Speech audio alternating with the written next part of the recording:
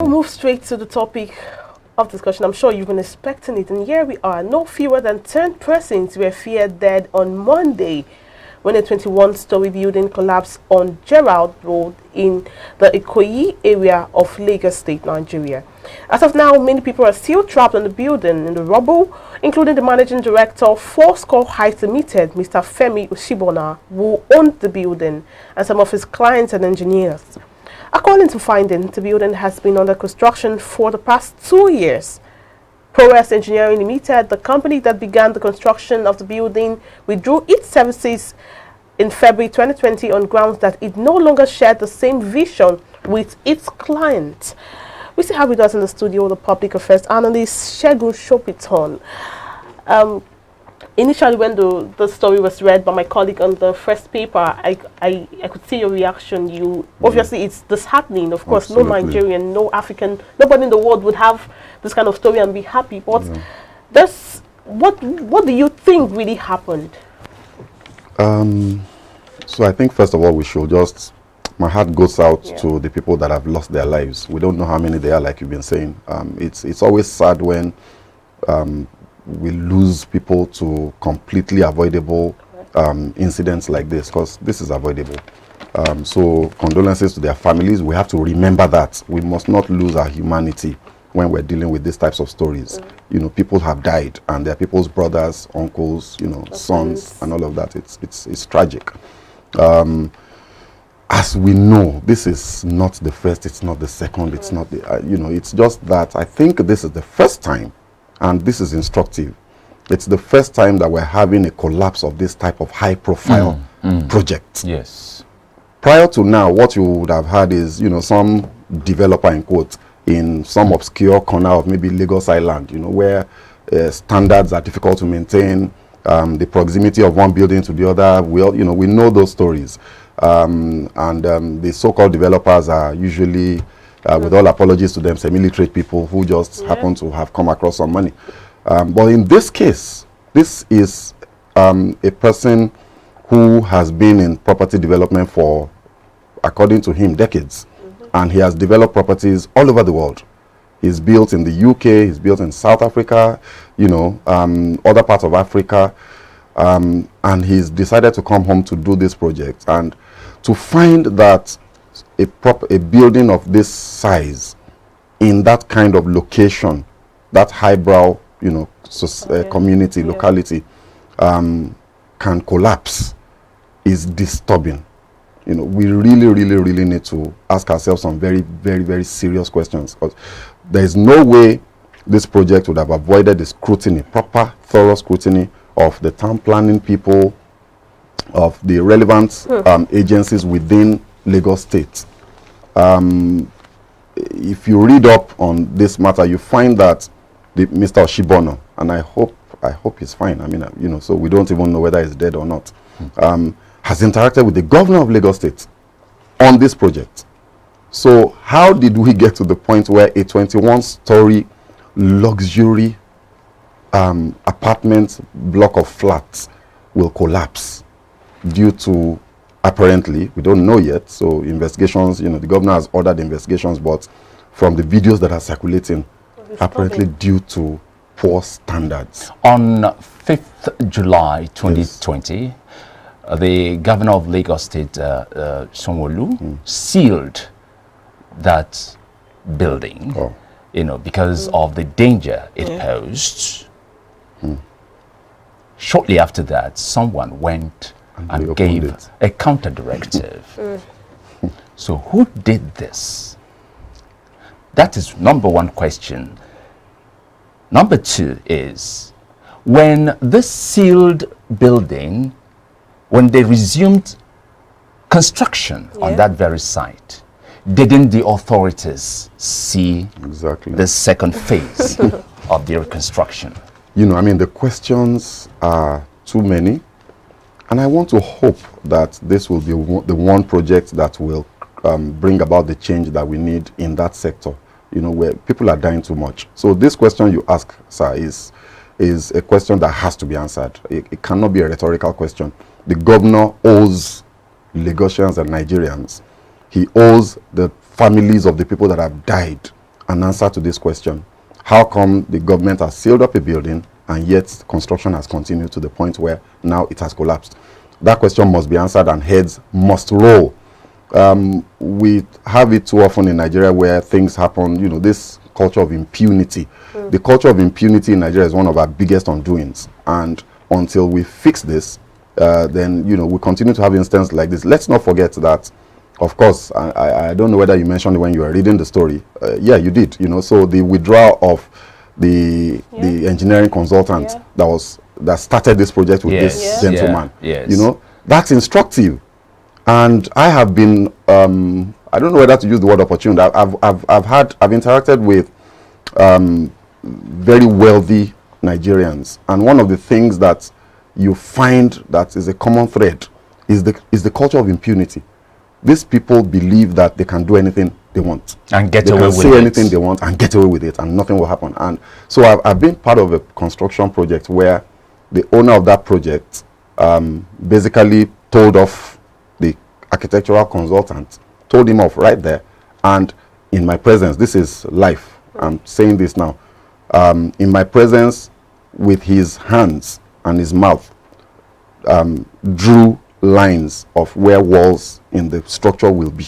Can you imagine against that? What's on the drawing? Can you I witnessed imagine this. that? So this is not hearsay. This is something I saw with my own eyes. And I was appalled, you know, and we tried to correct the man. Chairman, you know, what do you know? The guy's response to us as his professional staff was, what do you know? Please hold it. Oh yeah, put the line here. Put this wall here. Move that one.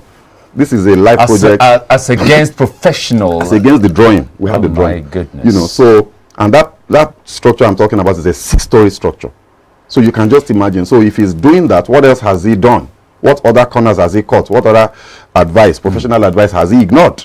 You know, so the withdrawal of this man from this project also calls to question the standards that must have, the things that must have been happening within this construction, the construction of this 21-story building. We heard, we heard originally the designer meant the number of stories there to be not to exceed 15. Yeah, I think it was okay. The figures are so you see the figures are even conflicting. Some reports said 6. Oh, you heard 6. I read 6. I read you 15. think 15. You read 4. So, but then it shouldn't have exceeded a particular number. That's the point. He had to back out when the owner insisted on going beyond that number. I mean, and I think the instructive thing is that there are conflicting numbers. That should never happen. It should never even happen. You know, you have a building. I mean, we have to remember. You know, this is concrete. It's heavy.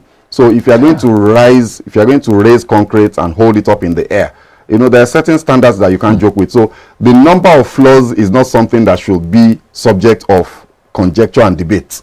It must be in a document, and that document is sacrosanct. So the fact that we're having this conversation shows that collapse perhaps was inevitable. But then it was just a matter of time. Before I go to what the building structure, the building planning in Lagos, you see some buildings in Lagos and you're wondering, do people live here? Are people supposed to live in places like this? Yeah. You see roads where they have pipelines, houses are built on top of it. Absolutely. But before then, according to reports, the property owner have been preventing officials of the Lagos State Building Control Agency and other building agencies from entering the building. Now the thing, from getting access now to the building. So now the thing is, who are these regulatory bodies that are supposed to inspect, approve, and make sure that those rules are put in place? What were they doing? You are preventing. Maybe he could be someone of a very high profile, one of the bourgeois in the society, and then you feel, because he had said that there could be a counter, like my colleague said, someone gave an order, then someone gave a counter order. Maybe he knows someone bigger. But then what are these regulatory bodies doing to ensure that these rules are kept, irrespective of who you are in the society or who you know? Because these are issues. I mean, I think that what needs to happen, because I think that's the important thing, what needs to happen is whether the Lagos State government does something about this or not, we the people need to demand answers. So, you know, for example, I'm part of a civil society organization, and I think I'll talk to my colleagues. I think we have to take this up. I think that this type of thing shouldn't happen and people get away with it. I think that the government of Lagos must give account for these lives, must tell us what happened. All these stories of orders given, you know, how can a regulatory agency come to inspect? They are prevented, and nothing happened. The building is still going on. I mean, that's, I don't know if, it's supposed to be impossible. If somebody like me, in quotes, a nobody like me, tries that. No, you're somebody. No, I mean, that's why I said in quotes. Yeah, he quoted In quotes, statement. tries that. The following day, or maybe the same day, the agency will be back with soldiers and mobile police and a tractor or a caterpillar to pull down my building. I mean, I've lived in Lagos for a long time and I've seen these things happen. So for someone to prevent a regulatory agency from doing its job and getting away with it, something has happened somewhere between the man and somebody in government. Otherwise, they would have taken him down. They would have stopped him. They would have shut the place down. They would put soldiers there or policemen there, station them there until they get whatever they want. So for that not to have happened, obviously some interaction has happened between him and somebody in government. We don't know who, and we need to know. But what's the thing with lack of integrity in Nigeria? I think that's where the problem is coming from. What's this thing? Now, the construction company that pulled out, that withdrew their services, they've saved themselves the stress of what happened. And now I'm sure that people would want to work with them because... They're heroes. So what is the thing with Michael? I don't know. What's the thing with integrity? What's the integrity thing with Nigerians? To get some little money and you risk the lives of people and... I think I will blame... Oh, well. Let me allow you to... You're right. I mean, look, the point, so it's interesting that you've gone in that direction because that is the core of the issue. Our society is broken. Our society is sick. Our values are completely corrupted and upside down. So... and these types of things are the results. They are the inevitable outcomes of what's happening in Nigeria today. The example that I always like to use is traffic. Just look, if you want to know where Nigeria is as a society today, just look at the traffic situation in Lagos. It's chaos. We're in a jungle. I mean, and I mean that literally. There is no rule anymore. Yeah. You don't know which direction is the right direction and which direction is the wrong direction because you are driving in the direction you think is the right direction, and vehicles, bikes, marwa, the tricycles, and buses. This is not bike anymore, and buses are driving facing traffic. Nothing happens. And if you even try to challenge them, the people in those vehicles are the ones that will start abusing you. And in some instances, police will abuse you and tell you leave them. And they will also drive against you. And that's because they render account on a daily basis. I know, and that's our society. Why would you interfere with their business? That's our society. So if so in a society where the rules are no longer clear, where we don't know what's right, what's wrong, we don't even know which direction traffic is supposed to flow anymore.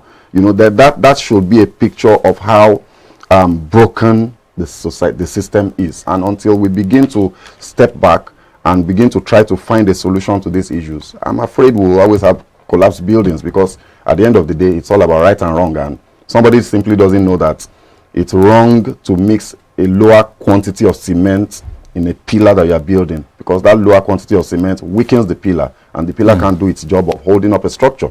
That's what has happened in this case, and that will continue to happen as long as our values are not addressed. Well, it's not like the state government, folded its arms, and feel unconcerned. Yeah. Definitely, it's expected to do something, and that thing it is doing. That thing it has done by ordering probe into the circumstances surrounding this collapse. What do we expect? I would expect nothing. I'm a Nigerian. I've been in this country for all of my life. I grew up here. I know how the system works. I have friends in government. And I can tell you that nothing will happen. Except you're sounding so authoritative, so very confident. Sure. How many building collapses have we had in the last 3 years? And what's the outcome of the probes? Because almost for every single one of them, including the synagogue collapse, there were probes. So what has happened? Who has given account? Who is in jail now because of these things, because of these probes? Almost zero. I can't, except if I miss the news, and I follow the news very closely. So I'm sure nothing will happen, except if we make it happen. And that's why I'm saying, when you say civil we, society, yeah, who are you we the referring people. to? I'm saying Nigerians. In what way? So that's why I said I'm sure that is it to go out there, protest, carry placards and stuff? Yeah, if it comes to that. So that's one. The other way to do it is to go to court. So that's why I'm saying my organization is called ACT Network, Accountability, Candor and Transparency Network. I'm the chairman of the BOT of that organization. And I'm saying that I will speak to my colleagues and see whether we can. I can't speak on their behalf because I don't have the mandate. How long has this been into existence? My ACT Network, 5-6 years now. What has it been doing? Because we've been having a building collapse. Our mandate is not in this field. Yeah. We are out to promote good governance, and we've been doing a bit in that regard. But when something like this happens, the only thing I can think of off the cuff is somebody must demand accountability for this. So, and that's why I'm saying I'll speak with my colleagues and say, guys, look, this is an issue that we need to get involved in, because Nigerian lives have been lost, and it's likely to be as a result of a lack of accountability on the part of somebody in government. I mean, you guys have said it now. The project was stopped several times and continued. People were prevented, regulators were prevented access. Who is responsible for that? We want to know. So when I say Nigerians need to stand up to ensure that somebody gives account to this, I'm saying you and I'm saying the civil society organizations out there. What's the Nigerian Society of Engineers doing about this? Some people that are their members were involved in this project. What are they going to do about this?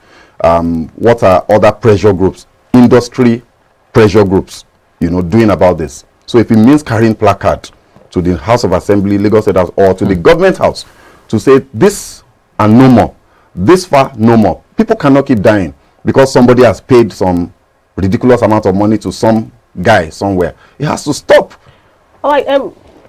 What do you think about this issue with Lagos and housing in Lagos State? Because now we see some nearly or almost dilapidated buildings, and they go for the prices are outrageous. It's something that could easily annoy someone who, for instance, you are getting a house of, for instance, your rent yearly could be 750,000, and getting the new house, you're paying $1 million plus, and the house is not even up to standard. And you see houses.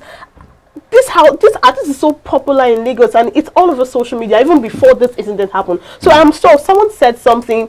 I was reading through some Facebook comments before I came on the show, and someone said that you'll be shocked that if they had completed the building, they would have maybe put it for maybe some millions of naira just for rent. This building? Yeah. Oh, of course, it was going to go for $1.2 million. Dollars now. Dollars, it's not naira. So, and you can imagine people are still living in that buildings, and there are also some buildings that are dilapidated, and they still take so much money to rent it out. But now people coming to Lagos almost every day, and people are wanting to move. So, what do you think about this housing system in Lagos State? So at the end of the day, what you are talking about now is the government policy surrounding the issue of housing, which is one of the key, it's supposed to be a cardinal objective of government, providing shelter to people. Lagos State has a population estimated somewhere above 20 million. Some people say it's 23, some people say it's 22. That's 22 million human beings living in this city. Where do they live? What's government doing about ensuring that there is affordable housing for the majority of these people who are even poor? So when this is why sometimes when I hear conversations about the performance of government and how we address it and the kind of issues that we raise, I laugh. Like when we talk about government, most of the time we talk about, they're building roads, they build hospitals, they are doing well. Sorry.